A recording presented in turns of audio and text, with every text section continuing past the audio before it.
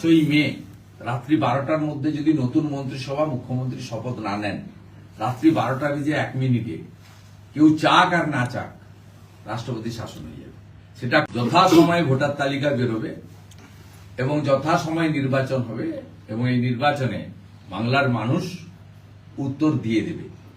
আর নির্বাচন যথাসময়ে করানোর দায়িত্ব পশ্চিমবঙ্গ সরকারের এবং ইলেকশন কমিশনের, বিজেপির নয়।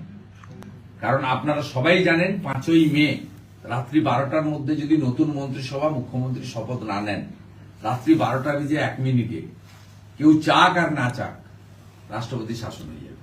সেটা করতে গেলে ফেব্রুয়ারির 4র্থ সপ্তাহে নির্বাচন ঘোষণা করতে হবে। আর 4র্থ সপ্তাহে নির্বাচন ঘোষণা করতে গেলে অ্যাটলিস্ট ফেব্রুয়ারির 3য় সপ্তাহের মধ্যে চূড়ান্ত ভোটার তালিকা প্রকাশ করতে হবে। অনেকগুলো ফেজ রয়েছে: revision of the electoral roll, publication of the final voter list, notification of the election, date of election, completion of the counting within stipulated time এবং পাবলিকেশন অব দি গেজেট।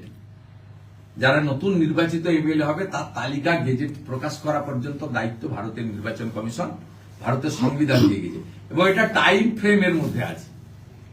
60 মাস পেরিয়ে গেলে কোন সরকার আপনি চান আর না চান থাকতে পারে না।